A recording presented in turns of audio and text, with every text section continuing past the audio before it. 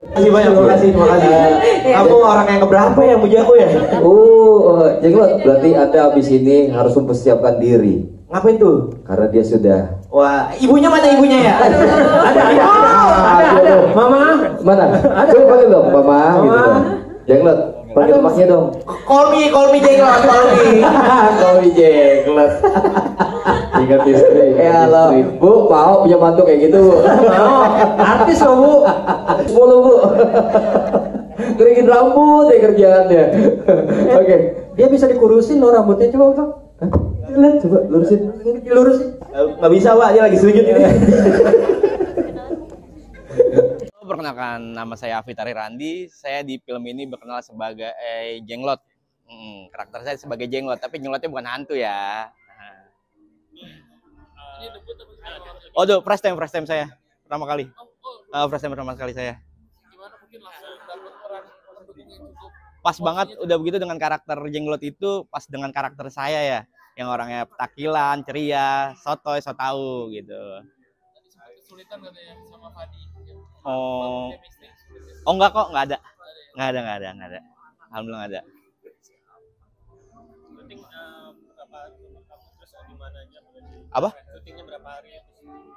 Oh, syutingnya itu proses syuting itu kita 16 hari itu di Sukabumi sama di Bogor. Prosesnya gimana bisa masuk audisi atau gimana? Casting sih. Nah, terus casting terus habis itu diundang screen test. Alhamdulillah rezeki sih ya.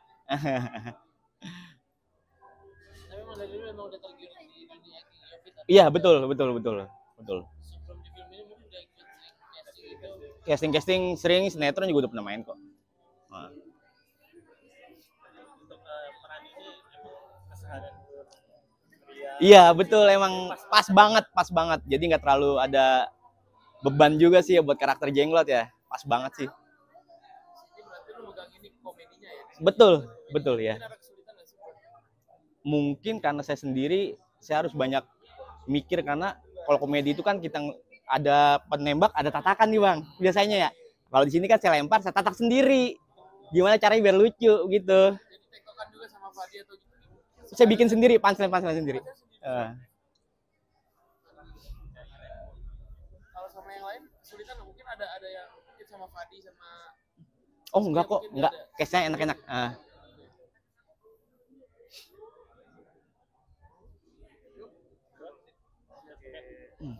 Harapannya nih untuk film ini banyak dari lu sendiri.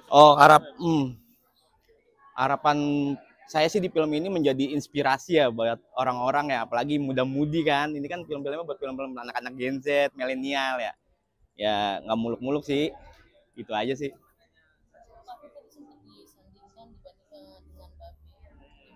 Oh itu udah sering banget sih digituin. Nggak 1-2 orang, udah beberapa orang ya. Banget mirip banget. Oke teman-teman, thank you gantian ya. Pengen banget mirip babi atau emang enggak, emang begini. Ya, makasih ya. Makasih ya. Aku Sandy William, di Ta'aruf aku berperan sebagai salah satu.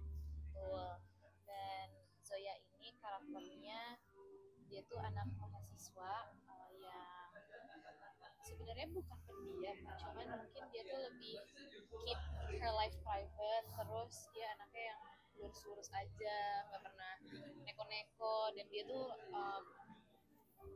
nggak punya banyak teman, dia cuma stick with 2 of her friends, dan ya udah mereka kemana-mana bareng dan lain-lain. Cuman mungkin masalah utama di film ini adalah Zoya itu punya fobia akan jatuh cinta. Kalau Salahuddin itu karakternya dia anak pesantren, terus juga dia orang apolitis banget. Udah sih itu aja lah, cukup.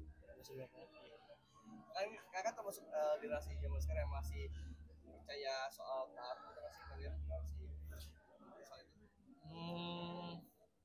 Mungkin untuk zaman sekarang, kalau aku sih belum pernah yang lihat ya. Kalau untuk zaman sekarang gitu. Ya kalau misalkan jodoh ya udah, kenapa enggak, gitu aja sih. Mungkin kalau Saski, karena Saski kan dari kecil sampai lulus sekolah tuh sekolah Islam, jadi banyak teman-teman yang Saski tuh yang taruh, terus yang seumuran Saski juga udah taruh, udah nikah dan lain-lain. Dan mungkin untuk Saski belum pernah mikir sampai situ kali ya, karena menurut Saski juga masih kecil, masih banyak waktu untuk explore, masih fokus karir juga. Jadi kalau misalnya soal itu mungkin Saski nggak begitu paham mungkin ya akan kayak ide itu gitu. Tadi trailer kan dialognya agak baku dan agak puitis gitu. Betul. Dari kalian ada kesulitan nggak sih untuk mendalami? Aduh, aku kesulitan banget untuk puitis. Aku ngerasa mungkin kayak untuk berbicara dengan bahasa baku dan puitis tuh sesuatu hal yang dari dulu aku kagumin banget dari teman-teman aku yang bisa dan bisa berakting seperti itu tuh kayak kok bisa ya, karena menurutku mungkin juga karena aku lahir di era dimana orang-orang udah ngomongnya casual, kayak bener-bener santai banget dan lain-lain, dan jarang dipakai juga kan. Jadi aku kayak bener-bener kesulitan banget, cuman alhamdulillahnya ada Pamim juga yang ngajarin kita untuk cara berpuisi dan berdialog baku dan lain-lain, dan jujur aku deg-degan. Menurut kalian oke nggak tadi? Mungkin itu aja sih, dan aku bersyukur banget udah dibantuin sama cast dan kru di belakang layar.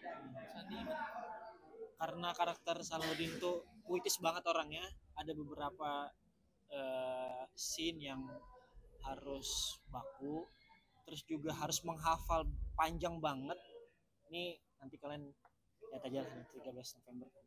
Terus juga itu aku sebelum belajar itu harus nonton referensi dulu pas proses reading gitu kan. Jadi lama juga tuh belajar referensinya biar bisa puitis sepanjang itu gitu loh. Itu sih. Ke bawah sampai selesai syuting nggak jadi ngobrol sama teman-teman jadi nggak jadi baku. Enggak lah. Itu Iya. Sih kok enggak lah. Enggak sih kak, soalnya mungkin karakter aku sama Zoya tuh juga sangat berbeda. Zoya tuh lebih yang kalem dan aku yang lebih all out, jadi kayak nggak kebawa sama sekali sih karakter Zoya ke real life. Ada referensi buat jadi fobia dan takut jadi fobia jadi seperti apa sih? Wah, itu lumayan susah tuh waktu kita reading. Aku juga banyak nanya sama Pak Toma, goal yang dikejar sama fobia ini tuh kayak gimana, mau takut apa juga, soalnya takutnya kalau misalnya terlalu dikit kan dikira sama orang-orang tuh cuman takut biasa gitu, padahal ini beneran fobia. Jadi kita waktu itu juga banyak referensi ngeliat-ngeliat orang fobia tuh kayak gimana, bereaksi ke fobia-fobia berbeda tuh seperti apa, dan nemuin titik tengah yang cocok untuk Zoya. tapi fobia ini emang beneran ada atau cuma emang lagi dikreasikan fiksi aja? Beneran ada sih kak, ya dari yang aku pelajarin dan aku cari-cari beneran ada orang yang fobia jatuh cinta. Mungkin kalau misalnya kita dengar fobia jatuh cinta tuh kayak cuman males pacaran atau males menjalinkan hubungan yang serius, tapi yang dialamin Zoya ini lebih dari itu. Dia ketika ada laki-laki yang berintensi lebih ke dia aja dan dia menyadari itu, dia bisa langsung ketakutan, panik dan lain-lain karena mungkin melihat dari background keluarganya, kakak-kakaknya yang beberapa kali gagal dalam percintaan. Itulah.